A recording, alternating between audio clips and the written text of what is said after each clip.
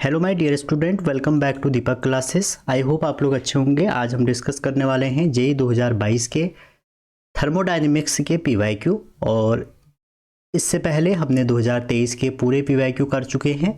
अब हम 2022 में पहुंचे हैं और कुछ वीडियो आपकी यहाँ आ चुकी हैं। तो क्वेश्चन क्या कह रहा है, इस क्वेश्चन को करने से पहले मैं इस ग्राफ को कंप्लीट कर लूँ। यहाँ पर आपका प्रेशर है और यहाँ पर आपका वॉल्यूम है और ये बाउंड्री दे रखी है आपको, ये 2 लिखा है यहाँ पे और ये 4 लिखा है। आप वीडियो को पॉज करके क्वेश्चन को कर सकते हैं। ये आपका 300 है और ये आपका 600 है। ठीक है, तो ये जो प्रोसेस है, इस प्रोसेस को हम बोल सकते हैं DEF। ऐसे एक प्रोसेस दे रखी है जो D to E, E to F और F to D चल रही है। ठीक है, क्वेश्चन क्या कह रहे हैं देखिए, कह रहे हैं कि एक थर्मोडायनेमिक सिस्टम है taken from an original state D to an intermediate E by linear process as shown in figure and volume reduced to original E to F isobaric process, total work done कितना होगा। तो आपसे पूछ रहे हैं कि जो D to E to F हम गए, इस प्रोसेस में कितना वर्क डन है। तो बच्चों, जब हम एक पॉइंट से स्टार्ट करते हैं और वहीं पर ख़त्म करते हैं घूम घाम के, तो हम उसको बोलते हैं एरिया। तो जो हमारा वर्क डन है यहाँ पे, वर्क डन, उसको हम साइक्लिक प्रोसेस बोलते हैं। और साइक्लिक प्रोसेस का जो वर्क डन होता है वो हमारा होता है एरिया ऑफ कर्व। तो एरिया अंडर DEF जो होगा वही आपका वर्क डन होगा। तो सिंपल सी बात है, ये ट्रायंगल बन रहा है, हाफ बेस इनटू हाइट्स आप इसको कर सकते हैं। तो आप इसको देखेंगे इस पूरे को, अच्छा ये 5 है बच्चों, ये 5 है, तो ये 3 यूनिट हो गया, तो बेस हो गया 3। और वहीं अगर आप हाइट की बात करें तो हाइट आपकी कितनी आ जाएगी, सॉल्व कर सकते हैं। हम अभी सिर्फ D के अक्रॉस निकाल रहे हैं, क्योंकि ना ये हमसे क्या पूछ रहा है, D to E to F will भी कितना होगा। ठीक है, तो D to E निकाल रहे हैं, तो D to E में आप देखेंगे तो कितना हो जाएगा, 300 ये हो गया, 600 हो गया, मतलब यहाँ से लेके यहाँ तक कितना हो जाएगा, टोटल 900 हो जाएगा। ठीक है, तो इसको सॉल्व करेंगे तो ये 450 हो जाएगा 1350। तो ये D to E में हमारा जो था वो ये हो गया, D to E में हमने इतना वर्क निकाल दिया। अब जो हमारा EF प्रोसेस है, ये वाली प्रोसेस है, इसमें कितना वर्क डन होगा। तो बच्चों, इसमें जो वर्क डन हो जाएगा, ये कौन सी प्रोसेस है, ये आपकी आइसोबारिक है। और आइसोबारिक का जो वर्क डन होता है, तो वर्क डन इन EF जो होगा आपका, वो हो जाएगा P इंटू DV। तो P कितना है, P आपका है 300 और यहाँ पर आपका कॉम्प्रेशन हो रहा है, तो कॉम्प्रेशन में हम माइनस लेते हैं इंटू 3, तो कितना हो जाएगा, माइनस के 900 जूल। ठीक है, तो DF में कितना हो जाएगा, टोटल ऐड कर दीजिए, ऐड कर देंगे तो 450 आंसर निकल के आ जाएगा। क्लियर है। अगर आप कहें नहीं सर हम इसको एक ही बार में करना चाहते हैं, तो देखिए अगर आप इसको एक बार में करेंगे तो ये क्या हो जाएगा, half base into height. Base कितना है, बेस है 3 और हाइट कितनी है, 300 है, तो 2 से कट गया, 150 हो गया, तब भी आंसर क्या आएगा, 450 जूल आएगा। तो आपके पास 2 तरीके हैं। देखो, साइक्लिक प्रोसेस का अगर एरिया अंडर कर्व करोगे तो आपको डायरेक्ट वर्क डन मिलेगा। ठीक है, कभी कभी ऐसा हो सकता है कि आपको सिर्फ इस D का पूछ ले, तो मैंने इसको 2 स्टेप में करके आपको दिखाया। ठीक है, चलिए अगला क्वेश्चन देखते हैं। अगर कोई भी क्वेश्चन में आपको डाउट होता है बच्चों, तो आप हमें कॉमेंट कर सकते हैं और हम आपका कमेंट का जवाब बहुत जल्दी देंगे, जितना जल्दी हमसे हो पाएगा। अगला क्वेश्चन कह रहा है प्रेशर और density of a diatomic gas है जिसका स्पेसिफिक हीट रेशियो दिया है, चेंज सडनली टू P2। मतलब एक डायटोमिक गैस का P1 से प्रेशर P2 हो जा रहा है और एडाबेटिक प्रोसेस है। एडाबेटिक प्रोसेस मतलब जिसमें कोई भी हीट का एक्सचेंज ना हो, तो टेम्परेचर इंक्रीज हो रहा है एंड बिकम्स इतना टाइम्स ऑफ इनिशियल टेम्परेचर। तो कहने का मतलब है आपको टेम्परेचर निकालना है। ठीक है, तो सबसे पहले देखो, जब भी हमें जो प्रोसेस दी रहती है उसकी इक्वेशन ऑफ स्टेट आपको आनी चाहिए। अगर मैं आपको बता दूं बच्चों, थर्मोडायनेमिक्स की मैंने डिटेल सीरीज भी स्टार्ट करी है जिसका लेक्चर 1 अपलोड हो गया है बेसिक। अगले उसमें मैं आपको सारी प्रोसेस बताऊंगा जो कि बहुत इंपॉर्टेंट है, आप उसको जरूर देखें। तो एडाबेटिक के लिए इक्वेशन ऑफ स्टेट ये होती है। ठीक है, अब आप यहाँ पे देखिए हमारा जो डेंसिटी है, क्योंकि डेंसिटी यहाँ पे दी है, डेंसिटी होती है मास ओवर वॉल्यूम। ठीक है जी, डेंसिटी कितनी होगी, मास ओवर वॉल्यूम होगी। अब आप देखिए यहाँ पर अगर देखें तो P, क्योंकि ये वॉल्यूम है तो इसमें अगर वैल्यू रखें तो P और P का इंटू किससे हो जाएगा, नीचे आ जाएगा डेंसिटी ओवर वॉल्यूम, ये कितना आ जाएगा, कांस्टेंट आ जाएगा। क्योंकि आप देख सकते हैं यहाँ से अगर आप वॉल्यूम निकालें तो मास ओवर डेंसिटी आ जाएगा, ठीक है। तो मास तो कांस्टेंट, तो हम डेंसिटी के टर्म में अगर इसको देखें तो पी डी वाई कांस्टेंट हो जाएगा। अब आपको हम ये क्यों कर रहे हैं, क्योंकि आपको दो डेंसिटी का रेशियो दिया है भैया, तो दो डेंसिटी का रेशियो कितना हो जाएगा, 32 दिया है और गामा भी दिया है 7/5। तो अगर इस प्रोसेस को आप दो प्रोसेस के लिए लगा दें इस इक्वेशन को, तो क्या हो जाएगा, P1/P2 इक्वल टू D1/D2। आप यहाँ पर ये भी कह सकते हैं सर P D डेंसिटी के गामा के प्रोपोर्शनल है, इसकी पावर गामा। दो प्रोसेस के लिए हमने प्रेशर देखा, तो यहाँ पर रखेंगे तो ये 1/32 आपको दिया है, डेंसिटी का कितना दिया है, 1/32। ये आपका 32 है, ठीक है। ये 3/2 नहीं है, ये 32 है। जो आपको D2/D1 दिया है ये कितना है, 32 है, ठीक है। तो हमारा D1/D2 क्या हो जाएगा, 1/32, और 32 की जो पावर हो जाएगी गामा कितना है भैया, गामा है 7/5। तो इसको सॉल्व करेंगे, 2 5 जा 30, ये 2 को 5 बार इंटू करेंगे तो 32 आ जाएगा। तो 32 2 से 7 करेंगे तो ये आ जाएगा 1/128। तो ये आपका प्रेशर आ गया। इस प्रोसेस से जो प्रेशर में चेंज हुआ वो ये हुआ, ठीक है। तो प्रेशर में अगर ये चेंज होगा ये वाला, तो आप क्या कर सकते हैं, यहाँ से टेम्परेचर निकाल सकते हैं। रिलेशन है आपके पास, क्या है, PV इक्वल टू NRT, ठीक है, क्योंकि हमारे यहाँ पर गैस है। तो PV पहले गैस के लिए equal to N number of mole, gas constant T1, और दूसरे के लिए लें अगर P2 V2, N तो कांस्टेंट, R कांस्टेंट, T2। तो NR से NR कट गया। अब यहाँ पर लगा दीजिए, तो आपको क्या निकालना है, T1/T2। तो P1 V1 की वैल्यू रखें, देखो यहाँ से P1/P2 क्या आ गया, 1/128, और V1/V2 आपको डेंसिटी के टर्म में दिया है 32, तो ये हो जाएगा 1/128 इंटू 32 इक्वल टू T1/T2। तो आंसर आ जाएगा 1/4। तो इसका मतलब T2 की वैल्यू आ जाएगी 4 टाइम T1। तो क्वेश्चन इस बार इन्होंने ना डेंसिटी यूज कर दिया था, तो आपको डेंसिटी को ध्यान में रखना है, ठीक है। चलिए अगला क्वेश्चन देखते हैं। आप हर क्वेश्चन को करने से पहले एक बार क्वेश्चन पॉज कर लीजिए। और बच्चों अगर आप जेईई एग्जाम में जा रहे हैं तो आप ये मत सोचिए कि हम ड्रॉप लें, ये लें। आप जो पढ़ रहे हैं ना अच्छे से पढ़ के जाएं और ख़त्म करें क्वेश्चन को, ठीक है। चलिए आगे चलते हैं। कह रहे हैं at a certain temperature the degree of freedom पर मॉलिक्यूल इज 8। किसी एक कोई टेम्परेचर होगा वहाँ पर डिग्री ऑफ फ्रीडम हमारी 8 दी है, अच्छी बात है। कह रहे गैस परफॉर्म 150 जूल वर्क। तो गैस हमारा कितना वर्क कर रहा है, 150 जूल कर रहा है भैया।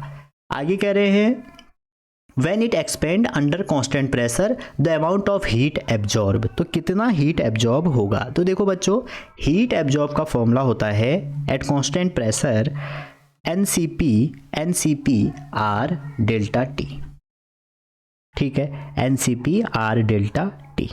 क्लियर है यहाँ तक। तो यहाँ पर आप जैसे ही इसको देखें तो आप देखिएगा Cp की वैल्यू भी आपको पता होनी चाहिए। Cp की वैल्यू होती है डिग्री ऑफ फ्रीडम F/2 + 1, ठीक है, F/2 + 1, और ये हो जाएगा NR डेल्टा T। अब जो वर्क दिया ना बच्चों, तो वर्क का भी एक फॉर्मूला होता है, PV के टर्म में आपने देखा होगा, NR डेल्टा T। तो NR डेल्टा T की वैल्यू कितनी दी है, 150, और F की वैल्यू कितनी दी है, 8। तो 8 का अगर भाग देंगे तो 4 आ जाएगा, 4 + 1, तो आंसर कितना हो जाएगा, आंसर हो जाएगा 750। तो इसका करेक्ट आंसर है 750 जूल। तो ये तो फॉर्मूला ही उन्होंने थोड़ा बहुत घुमा दिए थे जिससे आप कर पाए, ठीक है। चलिए अगला क्वेश्चन पढ़ते हैं। और अगला क्वेश्चन बहुत सरल है, इस क्वेश्चन में कुछ ऐसा है नहीं। क्वेश्चन क्या कर रहे हैं देखते हैं। कह रहे हैं अ मोनोएटॉमिक गैस, ठीक है, एट प्रेशर P, उसका प्रेशर कितना है, P है, और कह रहे हैं कि वॉल्यूम V है, सडनली कॉम्प्रेस, उसको कॉम्प्रेस किया टू 1/8 ऑफ ओरिजिनल वॉल्यूम।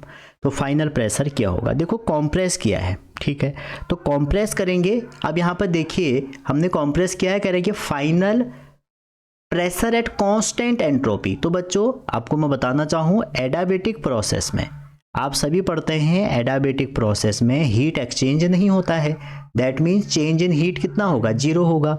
तो यहीं से हमारा एक फॉर्मूला बनता है एंट्रोपी का, और एंट्रोपी क्या हो जाएगा, एंट्रोपी में जो चेंज आएगा वो आ जाएगा heat change over delta T. अगर डेल्टा क्यू ही जीरो होगा तो एंट्रोपी में भी चेंज जीरो, तो इसका मतलब एडियाबेटिक प्रोसेस में एंट्रोपी भी कांस्टेंट रहती है। और एक बार इन्होंने एंट्रोपी का हिंट आपको दिया है तो हम समझ जाएंगे कि ये कहना चाह रहे हैं हमसे कि ये वाली इक्वेशन को अप्लाई करो। ठीक है जी, तो दो केस के लिए लगा देते हैं, P1V1 gamma equal to P2V2 over gamma. ठीक है, तो आपको ये दिया गया है कि जो V2 है, अगर V2 पहले इनिशियल का 1/8 हो जाए तो हमारा प्रेशर कितना होगा, तो P1 तो P1 ही है, V1 भी V1 ही है, लेकिन गामा क्या है, मोनो एटॉमिक, और मोनो एटॉमिक के लिए गामा की वैल्यू क्या होती है, 5/3।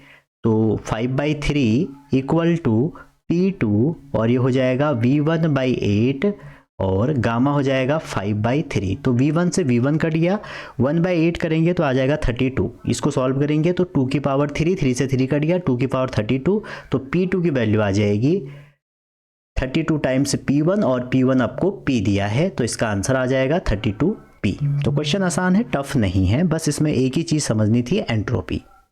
अगला क्वेश्चन है, इसमें जो अगला क्वेश्चन है, कह रहे हैं a certain amount of gas, एक कोई सर्टेन गैस होगी, उसका कुछ अमाउंट है जिसका वॉल्यूम आपको दिया है। वॉल्यूम कितना है जी, V है, और टेम्परेचर कितने पे दिया है, 27 डिग्री सेंटीग्रेड। प्रेशर भी दिया है इन्होंने, कह रहे हैं कि एक्सपेंड कर रहा है आइसोथर्मली। कैसे एक्सपेंड कर रहे हैं, isothermally, until its volume get double.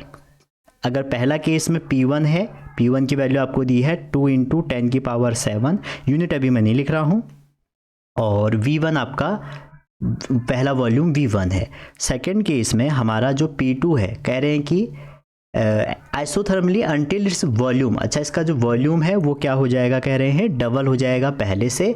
तो पूछ क्या रहे हैं, फाइनल प्रेशर कितना होगा। ठीक है, तो फाइनल प्रेशर आपसे पूछा जा रहा है कब, अच्छा लेटर एक्सपेंड एडियाबेटिकली, उसके बाद एडियाबेटिकली हो रहा है। ठीक है, तो उस केस में फिर और डबल हो जा रहा है, तो फाइनल प्रेशर पूछा जा रहा है। तो देखो सबसे पहले आप देखो, अगर हम आइसोथर्मली देखें तो आइसोथर्मल की इक्वेशन ऑफ स्टेट होती है PV = कांस्टेंट। तो बच्चों ये क्वेश्चन ना आपका NCERT एग्जाम्पलर का है। ठीक है, तो दो कंडीशन के लिए लगाएं, तो P1V1 तो हो जाएगा P2V2। यहाँ तक जो हमारा क्वेश्चन है यहाँ तक हम पढ़ रहे हैं। ठीक है, अंटिल इट्स वॉल्यूम डबल का मतलब आप समझ रहे होंगे, ये वाली कंडीशन आपकी लगेगी, ये वाली। ठीक है, मतलब इसमें हमको P2 नहीं दिया है कि आइसोथर्मल में P2 कितना होगा। अगर आप यहाँ पे यूज करें इस पूरे को, तो आपका यहाँ से देखिए कितना आ जाएगा, ये P1, ये V1, और ये हो जाएगा आपका P2, और ये हो जाएगा 2 टाइम V1। तो यहाँ से आप P2 निकाल लेंगे P1/2। मतलब कहने का मतलब ये है, जब आपका स्टार्टिंग में ये आइसोथर्मली हुआ था तो हमारा जो वॉल्यूम जब डबल हुआ था तो प्रेशर कितना हो जाएगा, आधा हो जाएगा। ठीक है, अब इसके बाद आप देखेंगे, अब हम कहाँ जाएंगे, एडियाबेटिकली। तो एडियाबेटिकली जब जाएंगे, कह रहे हैं कि इसका वॉल्यूम रीडबल हो जाए तब तक जाना है, और एडियाबेटिक की इक्वेशन ऑफ स्टेट आप सभी को पता होनी चाहिए, PV = कांस्टेंट। और आप इसको लगा लीजिए, तो इसको लगाएंगे तो हो जाएगा P1V1 gamma equal to P2V2 gamma. Clear है यहाँ तक। अब देखो जो P1 है बच्चों यहाँ पर, वो तो P2 हो गया, P1 जो है हमारा यहाँ पर वो P2 हो गया, क्योंकि P2 से किस में चेंज होगा, P3 में होगा। या आप एक काम करो, इसको P2 कर लो, इसको 2 कर लो, क्योंकि 2 से होगा आप सारी चीज़ें, और 3 तक होगा, और V2 की वैल्यू भी हमको नहीं पता। ठीक है, और वॉल्यूम करें अगेन डबल हो गया, इसका मतलब P3 तो P3 है, लेकिन V3 की वैल्यू डबल ऑफ V2 हो गई ओवर गामा। ठीक है, इसको जैसे आप सॉल्व करेंगे तो आपकी P3 की वैल्यू क्या आ जाएगी, P3 की वैल्यू आ जाएगी, देखो ये 2 की पावर गामा हो जाएगा, V2 की पावर गामा से गामा कट गया तो आ जाएगा P2 की पावर अपॉन में 2 की पावर गामा, मतलब ये आ जाएगा P2 ओवर 2 की power gamma. P3 equal to आ जाएगा P2 ओवर 2 की पावर गामा। ठीक है, अब P2 की वैल्यू कितनी है, P1 का आधा, तो P1 का आधा मतलब P1 है आपका 2 × 10⁷ ओवर 2 × 2, और ये गैस कौन सी है भैया, ये गैस आपकी, अच्छा इसने कहा है कि गामा को यूज करिए 1.5, तो इसको आप 1.5 यूज़ कर लीजिए और इसको सॉल्व करेंगे तो लगभग आपका आएगा बी ऑप्शन के आसपास। ठीक है, आप इसको चेक कर लेना एक बार। तो ये क्वेश्चन एनसीईआरटी एग्जाम्पलर का है। अगला क्वेश्चन है starting with same initial condition an ideal gas, एक आइडियल गैस है भैया, एक्सपेंड हो रही है। पहली बात आप ध्यान रखिए, एक्सपेंड हो रही है और कहाँ से हो रही है, V1 से V2, 3 different way. Work done by gas W1 जब आइसोथर्मल होगी, W2 जब एडाबेटिक होगी, W3 तो आपके आइसोबारिक होगी। तो इसमें आपसे कह रहे हैं कि सबसे ज़्यादा इसमें रिलेशन बताना है। तो बच्चों इसका रिलेशन जो करेक्ट है वो ए वाला है। कैसे, आपने इंडिकेटर डायग्राम से देखा होगा, जब हम P और V के बीच में एक कर्व खींचते हैं, ठीक है, तो जो हमारा आइसोबारिक है ये हमारा आइसोबारिक हो गया, इसको हम W3 से लिख रहे हैं यहाँ पे। और दूसरा यहाँ पर जो हमारा W1 है, W1 क्या है यहाँ पे, iso, work done bye W1 जो है ये आइसोथर्मल है, तो ये मान लो W1 है और इसका स्लोप थोड़ा ज़्यादा, तो ये W2 है। तो आप देखिए इसमें पीवी ग्राफ का क्या होता है, एरिया होता है। तो एरिया, सबसे ज़्यादा एरिया कौन बाउंड करेगा, ये करेगा, फिर कौन सा करेगा, फिर ये करेगा, फिर कौन सा करेगा, ये करेगा। तो मैक्सिमम एरिया W3 का, मिनिमम W2 का। ठीक है, ये क्वेश्चन बहुत बार आता है, नीट में भी आ गया है और ये भी क्वेश्चन बच्चों एनसीईआरटी एग्जाम्पलर का पहला क्वेश्चन है, 7th क्वेश्चन। इसलिए मैं आपसे सभी से कहता हूँ, अगर पढ़ाई कर रहे हैं तो बहुत अच्छे से करें, नहीं तो मत करें। ठीक है, क्योंकि सिलेक्शन तो एक ही बार है ना, होना है ना हमारा। अगर सिलेक्शन चाहते हैं आप तो बढ़िया से पढ़ाई करें, अदरवाइज मत करें। बढ़िया से इन द सेंस कि आप एनसीईआरटी बिल्कुल अच्छे से फॉलो करें। चाहे आप किसी भी कोचिंग में जा रहे हैं, अगर एनसीईआरटी नहीं फॉलो कर रहे हैं, कोई आपका सिलेक्शन अगर हो भी जाएगा, अगर कहीं अच्छी आईआईटी मिलनी चाहिए थी तो वो नहीं मिलेगी, क्योंकि ना एनसीईआरटी बेसिक है। अगर एनसीईआरटी से आप, मतलब जैसे आपने अव्वा सीखे, उसके बाद आपने ABCD सीखे, तब आपको लैंग्वेज आई, वैसे ही यहाँ पर एनसीईआरटी है। ठीक है, तो अगर आपका बिना एनसीईआरटी पढ़े सिलेक्शन हो भी जाता है तो वो रैंक नहीं आ पाएगी जो आनी चाहिए। ठीक है, जो आप डिजर्व करते हो, जो आप अभी मेहनत कर रहे हैं। तो एनसीईआरटी करिए, एनसीईआरटी एग्जाम्पलर करिए, उसके बाद ये कहानी होगी। तो ये ग्राफ दिया है, कह रहे हैं कि सैंपल है एक आइडियल गैस का और ABC A से जा रही है। ये भी कह रहे हैं एब्जॉर्ब कर रहा है 40 joule during AB, no heat BC, reject 60 joule CA। तो work done 50 joule on gas during BC। तो BC में 50 जूल भी है, तो आपसे कह रहे हैं इंटरनल एनर्जी A में दे रखी है, तो work done by gas in CA। तो ये क्वेश्चन काफ़ी रिपीटेड क्वेश्चन है बच्चों, कई बार आपने पढ़ा होगा। देखो, जो हमारा थर्मोडायनामिक लॉ है, फर्स्ट लॉ है, वो कहता है कि जो टोटल हीट है वो इंटरनल एनर्जी और वर्क के बराबर होती है। तो इसी से हम ये कंसेप्ट लगाते हैं। आप देखिए ये गैस में हमें दिया है कि 40 जूल कहाँ पर आ रहा है, AB में। तो AB में अगर आप लगाएं तो हीट कितनी है, 40 जूल। और AB में बच्चों, इस वाले में देखेंगे आप, AB जो प्रोसेस है हमारी, AB जो प्रोसेस है, इसमें क्या कांस्टेंट है, वॉल्यूम, मतलब ये आइसोबारिक है। तो आइसोबारिक में इंटरनल एनर्जी तो होगी लेकिन वर्क डन 0 हो जाएगा। आइसोक्लोरिक होगी ना, तब वर्क डन 0 हो जाएगा, किसमें, AB में, क्योंकि वहाँ पर V कांस्टेंट हो जाएगा, तो V में चेंज कितना आ जाएगा, 0 आ जाएगा। तो AB के अलोंग जो इंटरनल एनर्जी होगी आपकी, वो हो जाएगी 40 जूल। ठीक है, अब देखिए जो इंक्रीज होगा इंटरनल एनर्जी A से B में, वो 40 हो गई। तो इंटरनल एनर्जी जो आपको A पे दे रखी है वो कितनी दे रखी है, यहाँ पर दी है 1560। तो जो UA और UB लिखा है तो ये चेंज दिखा रहा है, तो UB माइनस UA की वैल्यू कितनी दी है, 40 जूल। तो आप देखिए UA की वैल्यू आपको दी है 1560 और ये 40 हो गया। तो जब UB निकालेंगे आप, तो UB की वैल्यू उधर ऐड करिए तो ये 1500 और 1600 आ जाएगी। तो B पॉइंट पर आप इजीली क्या निकाल सकते हैं, इंटरनल एनर्जी। क्लियर है यहाँ तक। अब आगे चलते हैं, अब हम चलते हैं B2C। जब आप B2C जाएंगे तो जो वर्क डन बाय गैस है वो कितना दिया है, 50। अगर आप देखें ये लिखा है B2C वर्क डन क्या है, 50 है और हीट लॉस नहीं है। तो अगेन अगर आप इसमें लगाएं तो डेल्टा Q नहीं दिया है, जो डेल्टा Q है ये तो 0 है हीट लॉस। डेल्टा U और डेल्टा W में आप देखेंगे कि जो डेल्टा Q है वो 0 हो गया और डेल्टा U ये हो गया और एब्जॉर्ब तो 50 हो गया वर्क डन। तो यहाँ पर जो हमारा डेल्टा यू सी बी होगा वो आपका कितना हो जाएगा, 50 हो जाएगा। और डेल्टा यू सी बी का मतलब है U C minus U B और इक्वल टू कितना आ गया, 50 आ गया। क्लियर है यहाँ तक। अब आप देखिए इसी में, देखिए इस क्वेश्चन में अब आप क्या करेंगे, b की वैल्यू आपके पास है तो जैसे ही b की वैल्यू इसमें रखेंगे तो यू सी कितना आ जाएगा, यू सी आ जाएगा 1650।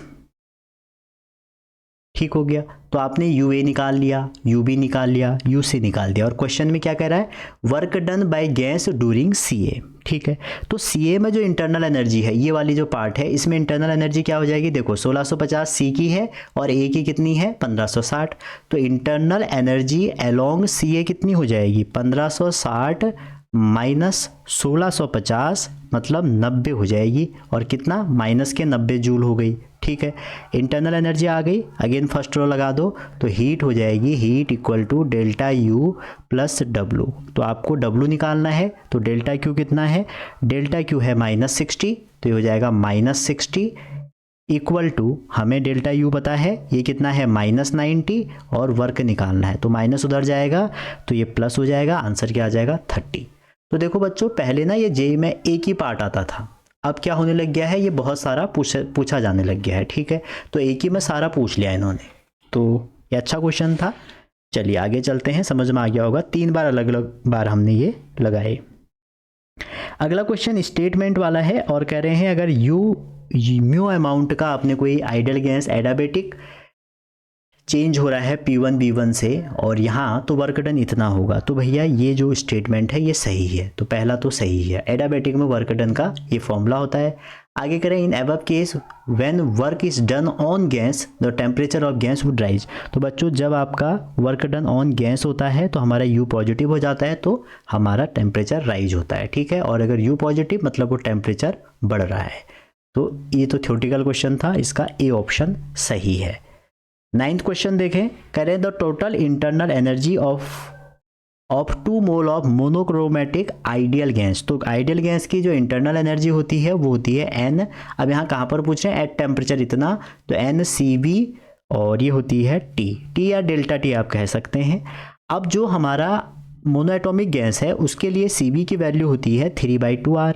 तो वैल्यू रख दो, n है नंबर ऑफ मोल तो वह है 2 और Cv की वैल्यू है 3/2 और R गैस कांस्टेंट है, वैसे इन्होंने इसकी वैल्यू दी है 8.31 इनटू आपका टेम्परेचर कितना है 300 है। वैसे ये डेल्टा T होता है लेकिन 300 के पे पूछा है, मतलब 0 से 300 के का डिफरेंस कितना आ जाएगा, 300 आ जाएगा।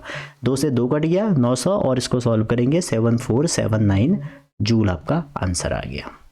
चलिए आगे चलते हैं 10th क्वेश्चन पे। अगला क्वेश्चन ये अगेन एनसीईआरटी एग्जाम्पलर का है, मैं बार बार एग्जाम्पलर कह रहा हूं, अगर आपको यकीन नहीं है तो आप देख सकते हैं। ये V है बच्चों और ये T है। तो इस क्वेश्चन में आपसे पूछ रहे हैं कि कौन सा रिलेशन सही है। सिंपल सी बात है, परफेक्ट गैस है तो परफेक्ट गैस की इक्वेशन लगाइए, PV इक्वल टू NRT आपने लगाया। तो यहाँ से जो V है, V की वैल्यू कितना आ जाएगा, NRT/P। तो आप ध्यान से देखिए, NR तो कांस्टेंट है, T और P पर रिलेशन है V और T में। तो जो V है आपका किस पे डिपेंड कर रहा है, P पे डिपेंड कर रहा है। तो आप यहाँ पर क्लियरली देख सकते हैं, अगर हमारे कोई 2 पॉइंट हैं, मान लो ये जो प्रोसेस दिया आपको, ये P1 दे रखी है और ये P2 दी, ये दिया है क्वेश्चन में। तो आप ये देखिए, अगर आपका सेकेंड का वॉल्यूम ज़्यादा होता है तो उसका प्रेशर क्या होगा, कम होगा। समझ रहे हैं, तो कौन सा ऑप्शन सही होगा, 1 वाला। मतलब नीचे वाले का अगर वॉल्यूम कम है तो प्रेशर ज़्यादा है और प्रेशर कम है तो वॉल्यूम ज़्यादा है। तो डायग्राम में क्या है, डायग्राम में वॉल्यूम इसका कम है, वॉल्यूम का कोऑर्डिनेट ये देखेंगे ना, वॉल्यूम का कोऑर्डिनेट जो V1 है वो कम है और इसमें देखेंगे V2 ज़्यादा है और V2 ज़्यादा है तो फिर भैया प्रेशर को क्या होना पड़ेगा, कम होना पड़ेगा। तो करेक्ट ऑप्शन इसका क्यों कौन सा हो जाएगा, A वाला। और ये बहुत बार क्वेश्चन आ गया, ये नीट में भी आया था 2023 में। तो आपका जे वालों बच्चों एनसीईआरटी कर लो, मैं आपसे बार बार कह रहा हूं 2023 का तो एनसीईआरटी से ही था पेपर। ठीक है, चलिए आगे देखते हैं। क्वेश्चन नंबर 11 कह रहे हैं डायटोमिक गैस है, गामा दिया है 1.4 और 400 जूल की आपको वर्क डन दिया है, एक्सपेंड आइसोबारिकली। आइसोबार मतलब प्रेशर कांस्टेंट, तो हीट कितनी होगी। तो मैंने आपको अभी बताया कि वर्क डन जो होता है NR डेल्टा T कर लीजिए, ठीक है। और वहीं पर जो हीट होती है एन और आइसोबार मतलब प्रेशर कांस्टेंट, तो सी पी डेल्टा टी। और वहीं अगर सी पी की वैल्यू बात करें तो सी पी की वैल्यू क्या होती है, F by two plus one delta T. ठीक है जी, यहाँ तक किसी को दिक्कत नहीं हो रही होगी, और एक आर भी आ जाएगा। तो यहाँ पर आपको निकालना क्या है, यहाँ पर निकालना है आपको हीट कितनी होगी। तो भैया एन कितना दिया है, मोल होल कुछ दिए हैं तो नहीं दिए हैं, तो हम इसको कितना ले लेंगे, 1 ले लेंगे। एफ बाई टू मतलब डायटोमिक के लिए इन्होंने पूरा ही आपको गामा दे दिया है, तो ये हो जाएगा, ये होगा 7R/2। ठीक है, और डेल्टा टी आपका, डेल्टा टी कितना है, 400 शायद ना, 400 joule of work when in this process. अच्छा, इन्होंने ने क्या किया है, इसको अगर आप ध्यान से देखें, एफ बाई टू, ठीक है, प्लस 1, इसको 1 लिया है, और एन आर डेल्टा टी, और ये हमारा क्या हो गया, वर्क हो गया। तो इन्होंने इसमें सीधा टेम्परेचर न दे के वर्क की वैल्यू 400 दे दी। ठीक है, तो आप इसको सॉल्व कर लीजिए भैया, ये हो जाएगा, इससे कैंसिल होगा, आर इससे इसके साथ चले गया, तो ये 200 और 200 में इसको जोड़ेंगे 1400 आंसर आ जाएगा। ठीक है, मतलब इन्होंने टेम्परेचर ने देखे ये जो कोऑर्डिनेट है ना, ये वर्क हो गया, तो वर्क एनआरटी दे दिया है, तो एनआरटी की वैल्यू कितनी है, 400 है। ठीक है जी, चलिए भैया आगे चलते हैं। क्वेश्चन आसान है, क्वेश्चन टफ नहीं है, बस वही है आपने किस लेवल पे इनको पढ़ा है और कैसे पढ़ा है। ठीक है, चलिए अगला क्वेश्चन कह रहे हैं, अ थर्मल इंसुलेटेड वेसल, एक थर्मल इंसुलेटेड वेसल है, contain an ideal gas off molecular mass m and ratio of specific heat, जो रेशियो ऑफ स्पेसिफिक हीट है 1.4 है, मतलब डायटोमिक होगी। कह रहे हैं कि vessel is moving with speed v and suddenly brought to rest, जब वो मूव कर रहा था, जो बी बीकर या वेसल था, तो हमने रेस्ट पे लाए। Assuming no heat loss to surrounding and vessel temperature increase, तो वेसल टेम्परेचर कितना इंक्रीज होगा।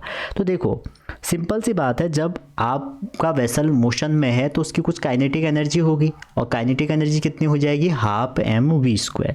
देखो बच्चों, जब आपका वेसल सडनली स्टॉप्ड हुआ तो आपके जो मोशन हो रहा है गैस मॉलिक्यूल का, वो डिसऑर्डर्ड हो जाएगा, क्योंकि ऑर्डर्ड पेयर में घूमता है वो, कंटिन्यूस रैंडम मोशन में वो चेंज दोबारा हो जाएगा। ठीक है, तो उससे क्या होगा, एक इंटरनल एनर्जी चेंज होगी, और इंटरनल एनर्जी होगी कितनी, NCP डेल्टा टी।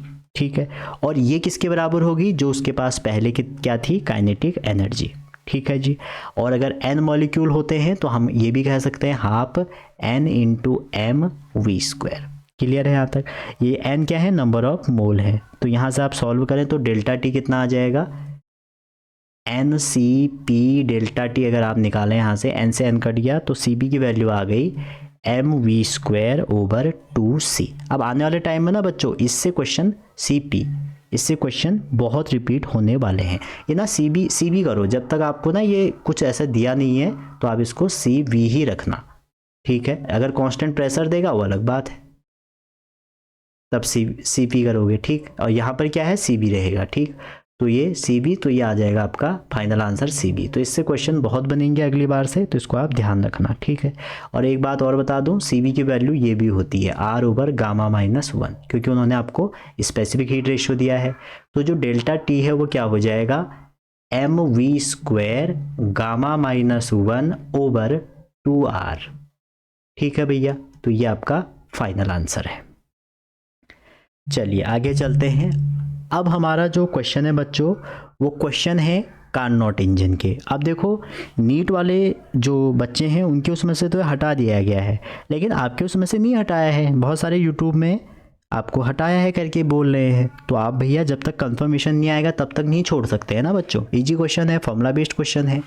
कह रहे हैं कार्नोट इंजन है, इसकी एफिशिएंसी आपकी 50% है। एफिशिएंसी कितनी है भैया कार्नोट इंजन की, 50% है। ठीक हो गया। आगे कह रहे हैं if temperature of sink is reduce by 40 degree, अगर उसका टेम्परेचर का सिंक आपने रिड्यूस कितना कर दिया, 40, तो कह रहे हैं इफिशियंसी इंक्रीज हो जाती है 30। अच्छा, तो कह रहे हैं टेम्परेचर ऑफ सोर्स कितना होगा, तो आपसे पूछा क्या है, सोर्स पूछा गया है। तो इफिशियंसी का फॉर्मूला आप सभी को पता है, इफिशियंसी इक्वल टू होता है 1 - T2/T1। T1 आपका सोर्स है, T2 आपका सिंक है। ठीक है, अब पहली कंडीशन अगर आप इसमें लगाएं, अगर आप 50% उसकी इफिशियंसी, कार्नोट की इंजन की इफिशियंसी कितनी है, 50%, तो 50% मतलब इसको आप 50 कर सकते हैं। कब, जब आपने सिंक को 40% रिड्यूस किया। इसका मतलब क्या हो गया, ये आ जाएगा T और ठीक है। इसको अगर आप सॉल्व करेंगे, 1 मिनट रुकिए, क्वेश्चन चेक कर लेता हूँ।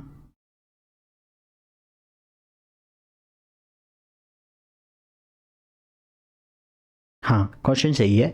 तो मतलब एफिशिएंसी का फॉर्मूला ये होता है कि कार्नोट इंजन में क्या होता है T2/T1, और T1 क्या होता है हमारा, T1 होता है हमारा सिंक सोर्स का टेम्परेचर और T2 होता है सिंक का टेम्परेचर। ठीक है, या आप इसको ऐसे याद करिए, एग्जाम में कन्फ्यूजन हो सकता है, T-T lower over T higher, और हायर हमेशा किसका होता है, सोर्स का। ठीक है, अब आपसे क्वेश्चन में कह रहे हैं कि उसकी एफिशिएंसी कितनी है, 50%। मतलब इसकी वैल्यू, पहली कंडीशन कह रहे हैं कि 50% है, तो मतलब 50/100 और मतलब 0.5।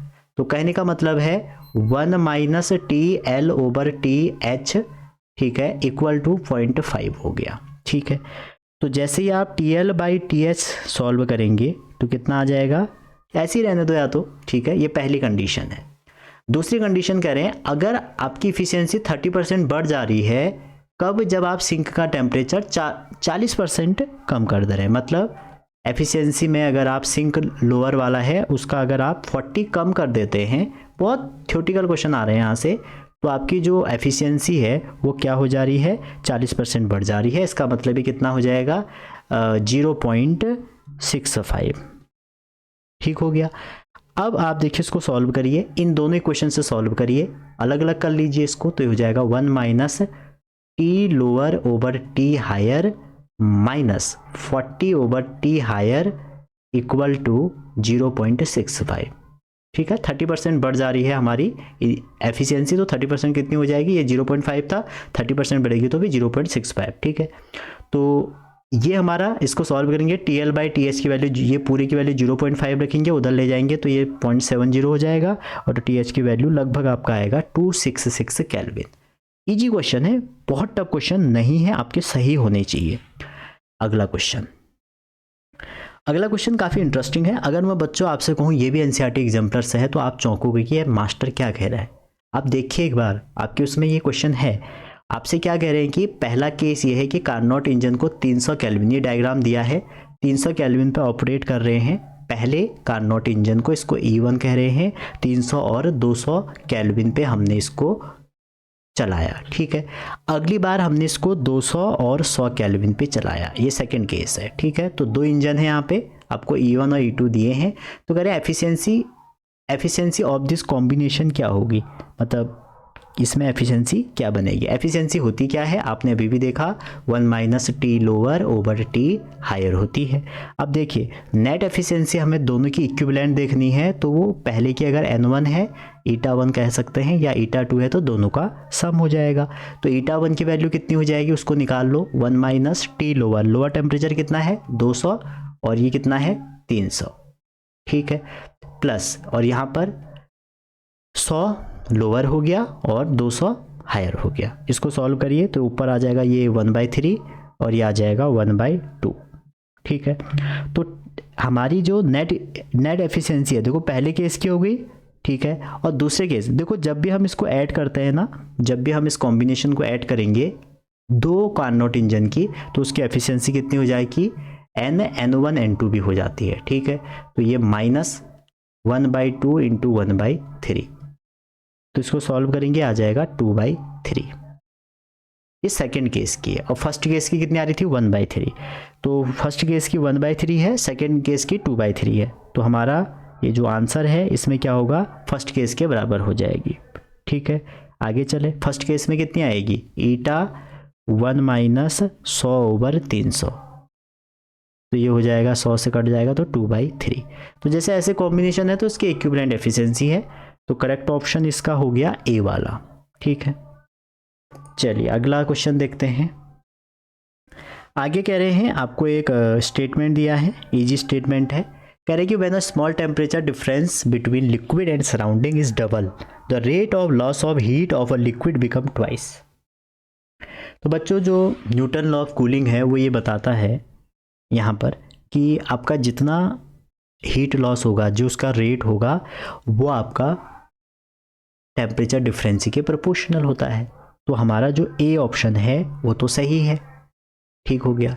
आगे करें, two body A and P and Q have equal surface area are maintain at 10 degree 20 degree, the thermal radiation emitted in given time P Q are ratio 1:1.115। तो बच्चों जो ये रेडिएशन इमिटेड है इसका फॉर्मूला होता है DH/dt equal to emissivity Stefan constant और area T⁴।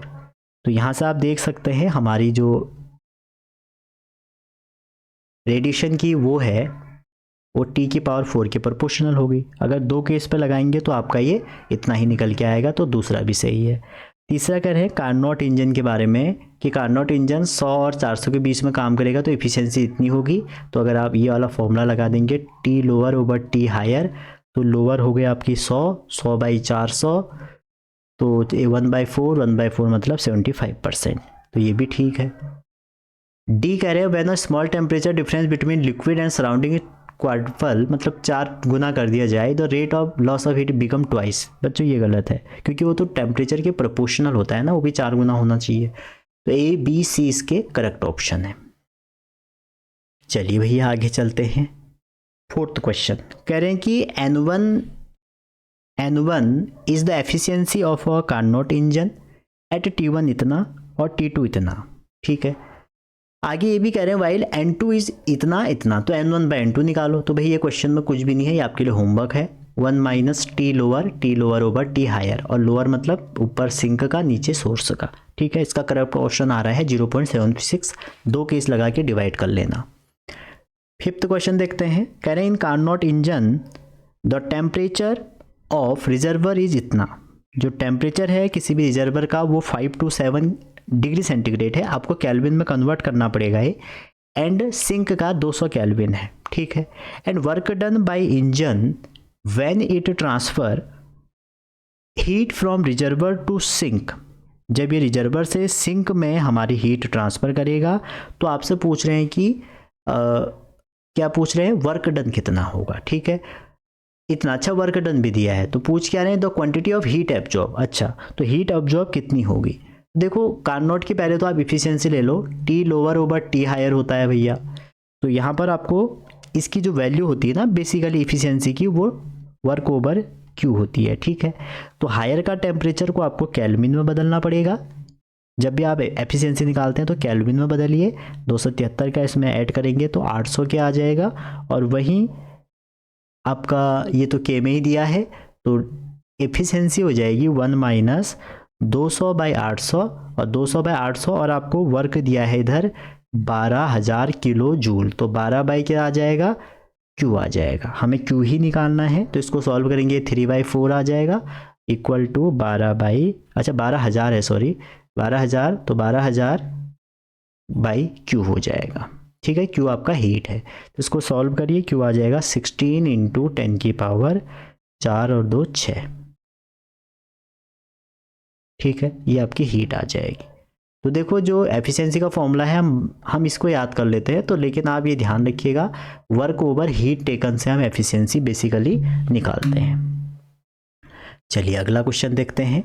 6ठा question है, a heat engine operate with a cold reservoir. Cold मतलब टेम्परेचर कम होगा तो सिंक है एट इतना, and the minimum temperature of the hot reservoir if heat engine takes 300 joule from the hot इतना deliver इतना heat. तो ये तो आपसे पूछ रहे हैं इस क्वेश्चन में कि जो हीट अगर इतना टेक हो रहा है तो हमारा क्या निकालना है, मिनिमम टेम्परेचर। ठीक है, तो सिंपल सी बात है, देखो ये सोर्स है, मान लो सोर्स का टेम्परेचर TH है। ठीक है, और यहाँ पर ना एक वर्किंग सब्सटेंस है, जैसे मान लो, ठीक है, ये हमारा कार्नोट का वो हो गया एक तरह से डायग्राम, और यहाँ पे एक वर्किंग सब्सटेंस होता है, ये हो गया, और ये आपका सिंक हो गया। ठीक है, लोअर टेम्परेचर सिंक का होता है। अब यहाँ पर आपको कंडीशन ये है बच्चों कि जो हमारा कार्नोट इंजन है उसकी जो हमारी एफिशिएंसी होती है उसका फॉर्मूला ये भी है, एक फॉर्मूला तो ये है, इसको हम ईटा से लिख रहे हैं, और रिवर्सिबल के लिए कार्नोट इंजन के लिए हमारा एक फॉर्मूला ये है। तो दोनों को कंपेयर करोगे, और एक फॉर्मूला ये भी है अपना, ये तो सबसे बेसिक फॉर्मूला है, दोनों को कंपेयर करोगे तो T2/T1 इक्वल टू Q2/Q1 हो गया। ठीक है जी, तो जब ये कंडीशन होगी, अब आपको सब कुछ दिया है, T2/T1 दिया है, अगर आप देखें तो ये देखो 3/4 दिया है और नीचे T1 ने दिया है, तो 3/4/T1 हो गया। और हीट आपको दी है 180/300, ठीक है। 0 से 0 कट गया, 18 जा ये हो गया, और इसको सॉल्व करोगे तो 540 आ गया। तो मतलब क्वेश्चन तो बिना सॉल्व करे आप इसको कर सकते हो, ठीक है, इजी क्वेश्चन है। तो ये बात ध्यान रखना, और अगर आपको ये चीज़ें नहीं आती हैं तो एक बार आप ज़रूर रिवाइज करें। क्वेश्चन 7 देखते हैं क्या है। कह रहे थे efficiency of Carnot engine working between steam point और आइस पॉइंट। आपको सभी को पता होगा, एफिशिएंसी का फॉर्मूला भी पता होगा, 1 - T lower over T higher. और यहाँ पर जो T लोअर है और T हायर है वो क्या लेना है, देखो T लोअर कम टेम्परेचर होता है, तो स्टीम पॉइंट जो है हमारा वो हायर में आ जाएगा। 300 केल्विन में लेना है, 273 होता है तो 300 केल्विन हमेशा केल्विन में लेना है। और लोअर में क्या होगा, 0 डिग्री सेंटीग्रेड मतलब 273 केल्विन। ये वैल्यू पुट करोगे तो आपका आंसर 26.81 निकल के इसका आना चाहिए। अगला क्वेश्चन है, एक कार्नोट इंजन है जो टेक्स इतना कैलोरी, अच्छी बात है इतनी ले रहा है तो रिजर्वर से, और इतना सिंक को दे रहा है, तो वर्क डन पूछ रहा है। तो अभी भी मैंने आपको बताया था कि एफिशिएंसी इक्वल टू W/Q, और आपको यहाँ पे टेम्परेचर दिया है तो 1 - T lower over T higher. और देखो W, जो W है यहाँ पे वो हमारा कितना दिया है हमको, W दिया है हमको 5000, नहीं हीट दी, ये क्या टेक्स इतना हीट दी है, हमें वर्क डन निकालना। अच्छा तो हम वर्क डन को वर्क डन रह दें, हीट हमको दी है 5000 में, तो ये देखो ना किलो कैलोरी है, तो 1 2 3 और 3 और आ जाएंगे इसके साथ तो 6 हो जाएंगे, इक्वल टू 1 - T लोअर। देखो ये सेंटीग्रेड में दिया है। अब तुम अगर 727 में 273 जोड़ेंगे कितना आ जाएगा, 400 नहीं 400 नहीं 1300 नहीं 1300 नहीं, 7 3 10 1000 आ जाएगा, ये 1000 हो गया। और ये 127 में ये लोअर टेम्परेचर हमेशा ऊपर, ये 400, ठीक है। तो इसको सॉल्व करेंगे तो आ जाएगा 600/1000, ठीक है। 1 से 2 से 2 कट गए, बचे 10, तो आप इसको आप इजीली सॉल्व कर सकते हैं। तो ये आ जाएगा 30 × 10⁶, 30 × 10⁶ जूल आ जाएगा, ठीक है जी। अब आप देखिए, नहीं जूल क्यों आएगा, कैलोरी आएगा, आंसर आपका जूल में है, क्योंकि ना हमारा ये कैलोरी है, तो वर्क आप इसको बदलेंगे तो हम कितने का इंटू करेंगे, 4.2 का, 4.218 होते हैं 1 कैलोरी में जूल, तो इसका इंटू करेंगे तो आ जाएगा 12.6 10⁶, ठीक है। अब ये जूल में आ जाएगा, तो यूनिट का ध्यान रखिएगा। अगला क्वेश्चन देखते हैं। अगला क्वेश्चन अगेन कार्नोट इंजन का है, और कह रहे हैं कार्नोट इंजन है जिसका आपका सिंक का टेम्परेचर दिया है, एफिशिएंसी 25%, कह रहा है how many degree should be temperature of source be change to increase efficiency by 100% of original efficiency. तो देखो लगाते हैं वही फॉर्मूला, पहले केस में अगर आप लगाएं, अभी मैं डायरेक्ट कन्वर्ट करके लिख रहा हूँ, T lower over T higher, तो फर्स्ट केस में अगर आप लगाएं तो कितना हो जाएगा, एफिशिएंसी 50 कितना परसेंट कह रहा है, 25 मतलब 1/4, 1 - T लोअर कितना हो जाएगा, T लोअर आपका 27 दिया है, 27 देखो सिंक लिखा है उस साफ साफ, ऊपर सिंक का होता है, 273 ऐड करो 300, और आपको क्या नहीं दिया है, सोर्स तो दिया ही नहीं है, तो इसको TH रख दो, ठीक है। उसके बाद अब इसको आप सॉल्व कर सकते हैं, तो ये इधर जाएगा 3/4, 3 से ये 3 100 बार, तो ये आ जाएगा आपका जो हमारा T2 की वैल्यू आएगी वो कितनी आ जाएगी, वो आ जाएगी 600 केल्विन आ जाएगी, ठीक है। 600 नहीं 400 आएगी ना, 400 केल्विन, क्योंकि ना देखो ये इधर जाएगा तो ये हो जाएगा 1 - 1/4, 3/4, 3 से 3 कट गया तो 100, और 100 × 4 400 हो जाएगा, ठीक है। अब आगे क्वेश्चन और है, how many degree should be temperature of source be change, source का कितना चेंज करें कि हमारी एफिशिएंसी 100% हो जाए, ठीक है। देखो जब आप प्रीवियस एफिशिएंसी को 100% करेंगे तो इसका मतलब एफिशिएंसी क्या हो जाएगी, डबल हो जाएगी, तो कितने परसेंट हो गई, 1/2, और ये हो जाएगा 1 माइनस, और ये तो आपको पता ही है 300, और ये आपको पूछा गया है, ठीक है।